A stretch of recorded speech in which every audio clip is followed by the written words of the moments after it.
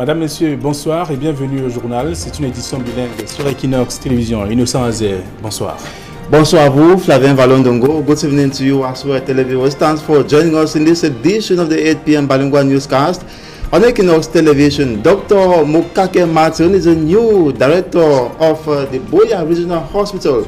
He was installed over the weekend and challenged to fight against the sale of illegal drugs and equally corruption that has been predominant in the health institution. And in this edition of the newscast, we will be telling you how the senior divisional officer for the Nzan Division, Southwest region of the country, says his area of command is ready for school resumption come September the 2nd, 2019. He warns head teachers who will send children away from school because of for the fact that they've not paid PTA fees. It calls on all the head teachers, so educational stakeholders, to put hands together to ensure the effective resumption of classes in his area of command come September the 2nd, 2019. Details and more in this edition of the 8 p.m. newscast.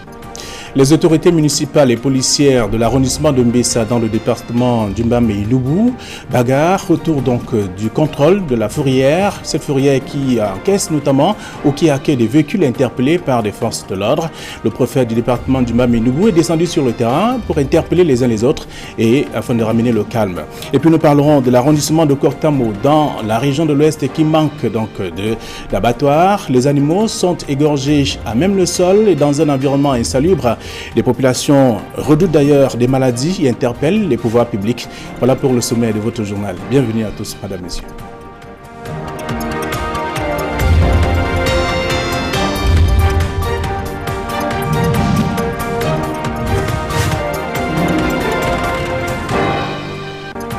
Une fois de plus, bonsoir et merci de suivre cette édition bilingue d'information sur Equinox Télévision.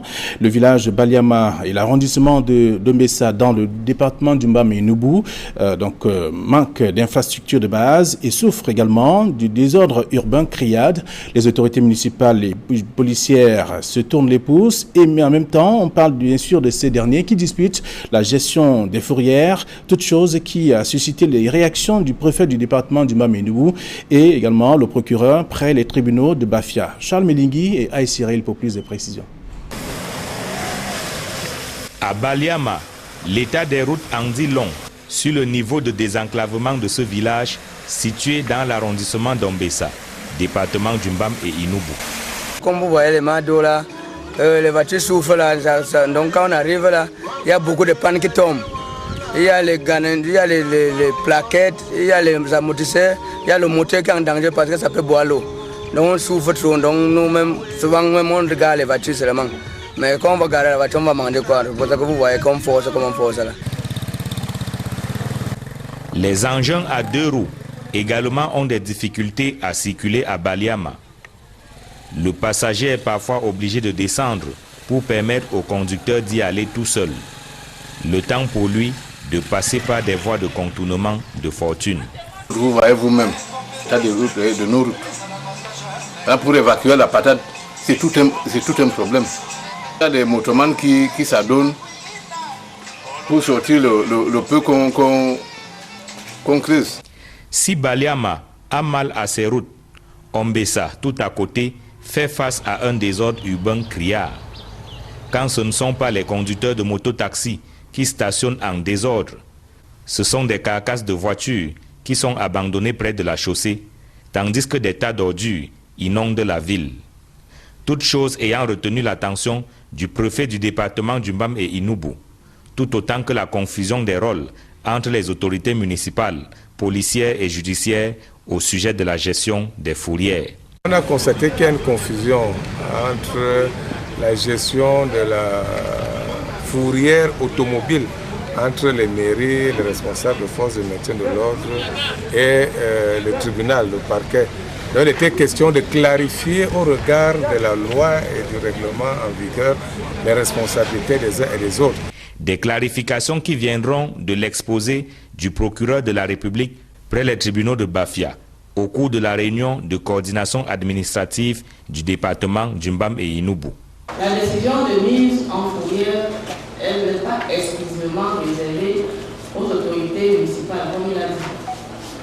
Alors, les décideurs, ça peut être les OPJ, c'est-à-dire les policiers, ou les gendarmes, lors de leur contrôle, ou les agents verbalisateurs, qui sont dans le cadre de la police municipale. Alors, lorsqu'il y a contestation, c'est à ce moment qu'intervient le procureur de la République. La réunion de coordination administrative du département d'Umbam-et-Inoubou, délocalisé de Bafia à Ombessa, était l'occasion de faire le bilan des activités administratives, sociales et politiques organisées dans le département durant le semestre écoulé. Encore un accident de la circulation sur la nationale numéro 5 survenu ce week-end.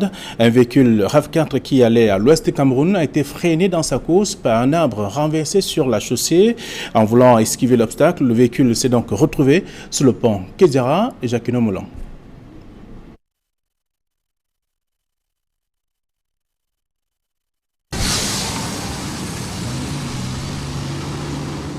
La route a encore frappé. Mais cette fois, fort heureusement, aucune perte en vie humaine ne sera enregistrée. Que s'est-il exactement passé sur cette route de la nationale numéro 5 entre Loum et Mandjo? Une victime de l'accident, encore sous le choc, explique. Dieu nous a sauvés vraiment parce que je voyais la mort avec mes yeux. J'étais dans la voiture, je suis victime. J'ai vu la mort avec mes yeux. Nous étions en train de rouler, comme je suis en train d'expliquer, on est en train d'aller à un deuil à Balembou. Il est arrivé quelque part ici, il roulait lui normalement. Subitement, moi j'ai seulement vu comment, je ne sais pas, une touche d'arbre a bloqué la voiture. Après je vois comment on fonce jusqu'à on entre dans l'eau. Pour finir, la voiture a tourné comme ça avec la ceinture de sécurité qui me serrait. Je ne parvenais même pas. Je ne parvenais même pas à le faire. Pour le chauffeur, lui également, sous le poids de l'émotion, tout s'est déroulé en une fraction de seconde. C'est un miracle vraiment. Je suis en train d'aller à l'ouest. Il y a un arbre qui se casse et puis il y a une voiture qui était devant moi qui m'a balancé. Là, je ne voyais plus rien, j'étais dans la brousse. Et je me suis retrouvé sous le pont. Heureusement pour nous, il n'y a pas eu de dégâts corporels. Le pont en question, le voici. Il se nomme Bété. Plusieurs mètres de profondeur. Les occupants de la voiture, 5 au total, auraient dû perdre leur vie, mais le destin en a décidé autrement. Nous avions entendu un tonnerre gronder et le coup de vent. C'est là où l'arbre s'est cassé au niveau de la route. Bon, pendant que l'arbre s'est cassé, il y avait d'abord un premier bus. Le premier bus a beaucoup esquivé pour ne pas aussi tomber dans le pont. Cependant, quand il esquivait, il y a eu la petite voiture là qui est passée entre les arbres et qui a chuté dans l'eau avec 5 personnes dedans. Bon, les 5 personnes, c'est nous qui les avions retirées. Puisque je suis coincé là-bas, il n'y avait personne. Il fallait d'abord qu'on les retire afin de voir si sur la rue il n'y a pas aussi des autres cas. Je voyais la voiture descendre dans le passé, je lavais les habits. Quand je vois la chute de la voiture et je vois qu'il n'y a pas vraiment de mort, c'est le miracle vraiment, c'est un grand miracle. Cette victime, tout comme le reste d'ailleurs, aura la vie sauve grâce à la promptitude des riverains qui vont voler à leur secours. J'étais la première personne à sortir parce que les gars étaient dans l'eau en train de laver les habits, ils ont vu l'action. Ils ont pris la machette puisque la ceinture de sécurité nous serrait. Après le constat fait sur place par les autorités compétentes, les usagers du véhicule accidenté ont dû avoir recours à d'autres moyens de transport pour terminer leur voyage. Les agriculteurs du département d'Unkunki dans la région de l'Ouest Cameroun déplorent l'absence des usines de production et même de transformation des vivres sortis de leur terre. L'un des bassins agricoles manque ainsi des start-up agroalimentaires, des désagréments relevés lors d'une rencontre des acteurs des petites et moyennes entreprises qui sont retrouvés dans la région de l'Ouest. Le clerc Tchakem nous en dit plus. Au moment où l'on vante de plus en plus les mérites d'une agriculture de seconde génération au Cameroun, le secteur agricole, l'un des piliers économiques du pays, reste confronté à une kyrielle de difficultés qui sabotent considérablement les efforts des acteurs dans les principaux pôles de production, notamment dans l'arrière-pays. L'inexistence des usines de transformation des produits agricoles, l'absence des unités de conservation, l'enclavement des bassins agricoles sont des vices qu'évoquent ces agriculteurs dans le Kouki. Je suis producteur depuis depuis 20 ans, je fais dans la pomme de terre et puis dans la production des semences. Et il arrive qu'au moment des grandes productions, nous avons des produits en stock et qui se dégradent par défaut de preneur et de transformation.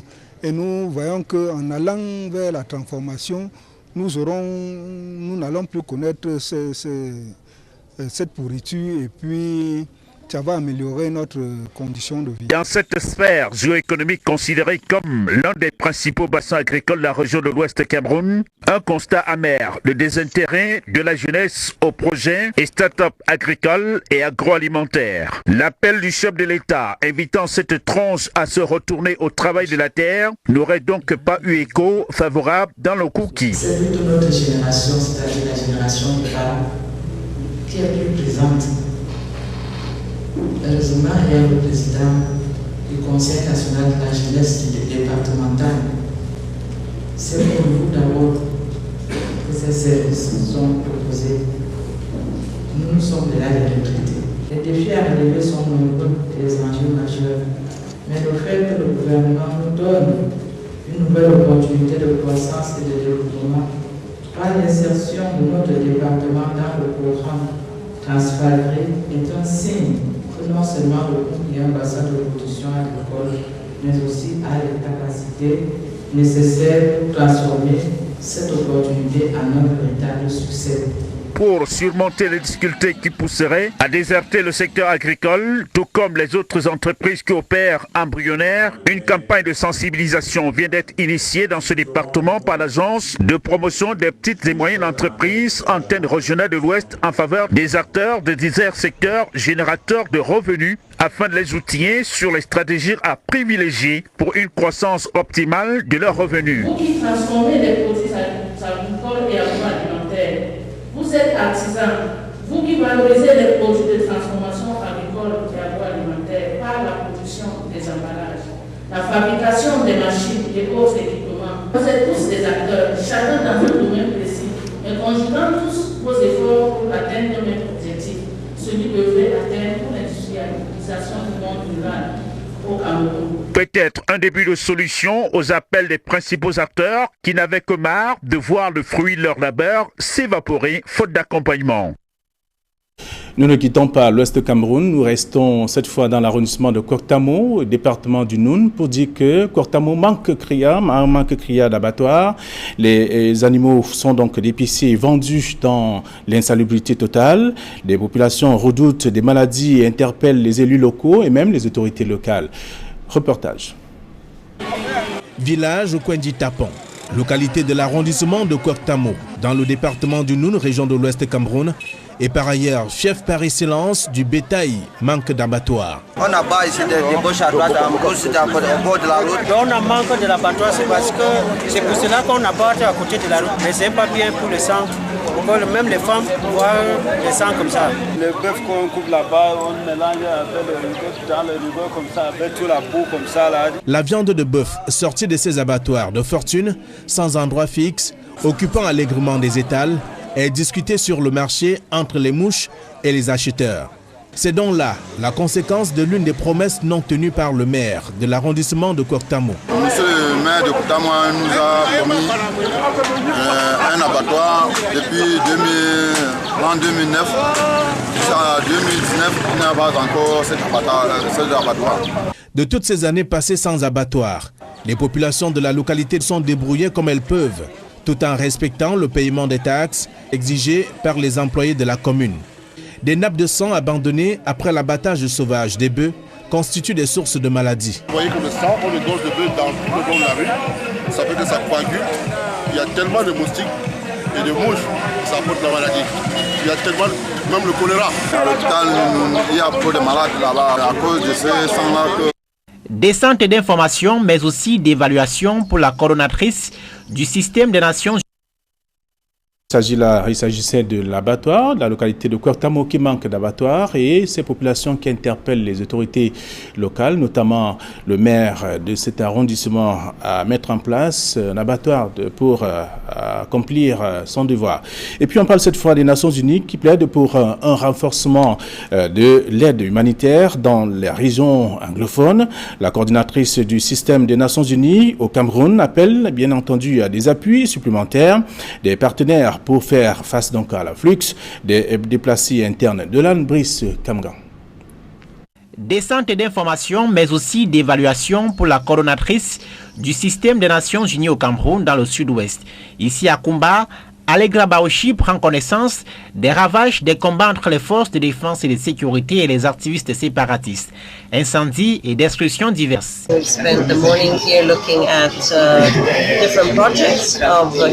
Nous sommes venus voir les projets que conduisent ici les organisations humanitaires, mais aussi comprendre au mieux la réalité du terrain, mesurer les défis et voir ce qui est fait.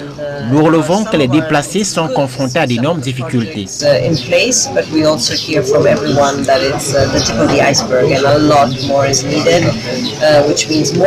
Denrées alimentaires et autres biens ménagers sont mis à la disposition des déplacés de la crise anglophone, mais les besoins sont bien plus costauds, reconnaît la diplomate. L'ONU estimait en début d'année que les besoins humanitaires liés à la crise anglophone s'accroissent de façon exponentielle.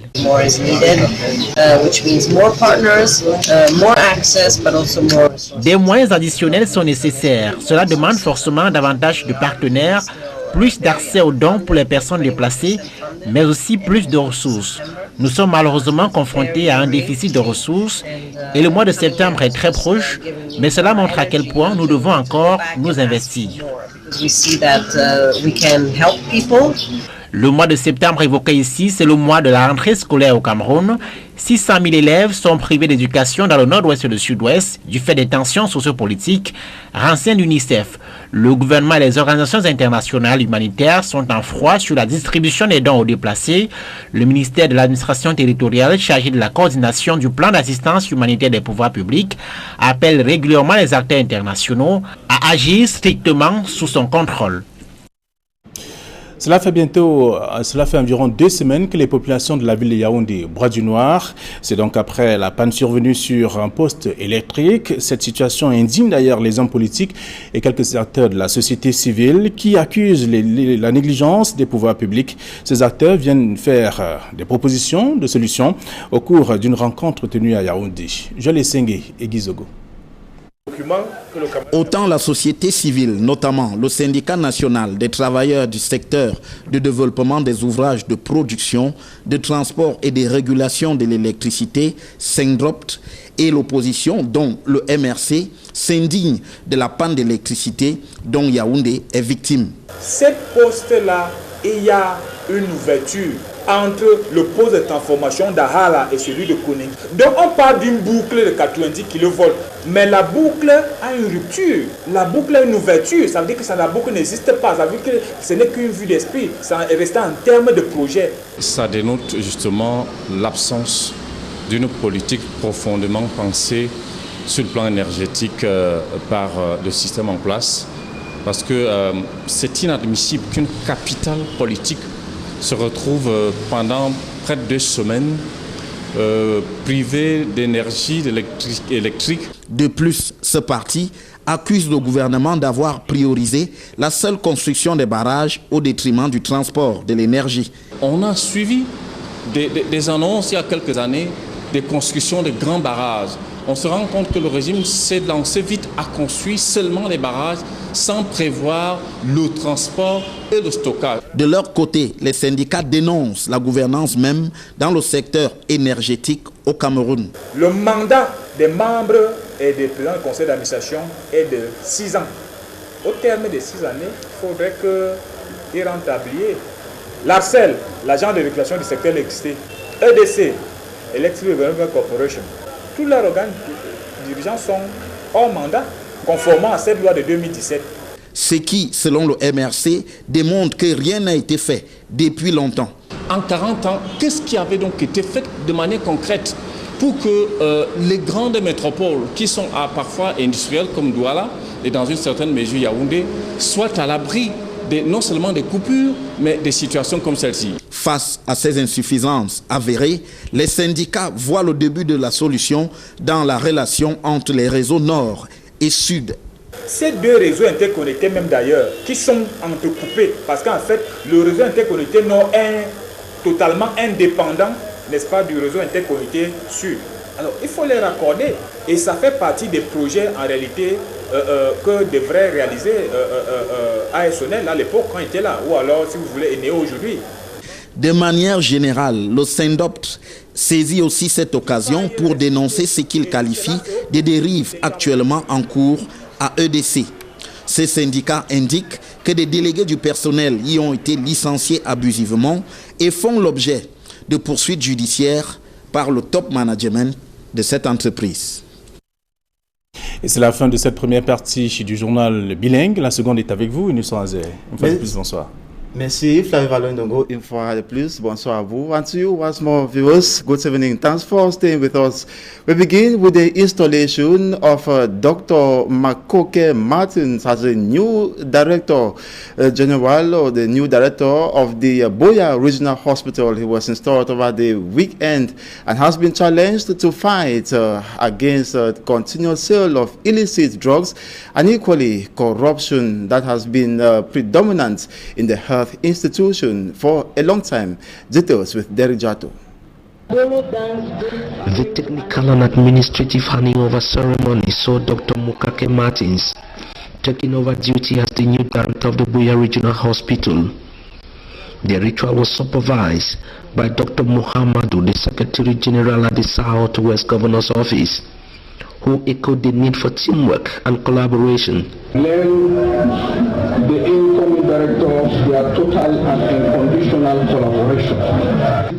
In his address, Dr. Ebongo Zacchaeus Nanje, the Southwest Regional Delegate for Public Health, enumerated what awaits the new hospital boss in order to better the record of the Buea Regional Hospital.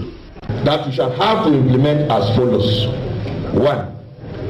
Step up the present revenue level of the hospital through transparent efficient management by making sure that revenue is not siphoned into private pockets.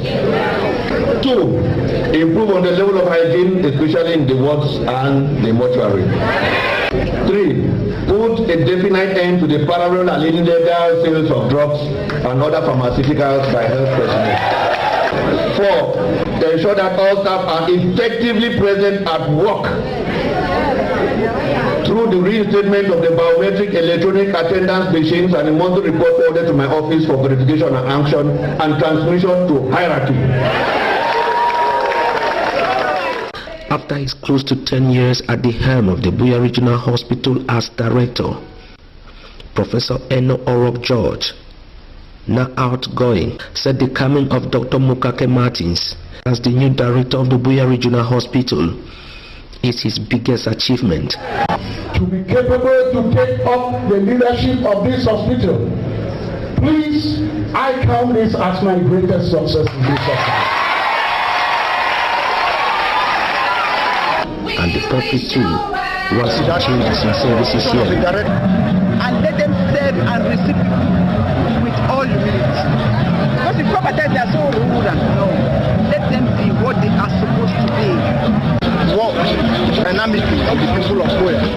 This surgeon, Dr. Mukake Martin, now the new director of the Buea Regional Hospital before his appointment, was also working here in this hospital. Reason why he has already put up a community-based strategy. We want to open up a community-based feedback hospital management, because most of the times we think that it is the hospital managers that manage the hospital to their convenience. Rather, it is the population that comes to the hospital and they need our services. Hence, we need to get the feedback from those who we render service to. And his staff say they are ready to support him. Very impressed to have a new director, a young man, a dynamic man. So, are you prepared to work with him? Oh, wonderful! I've already started.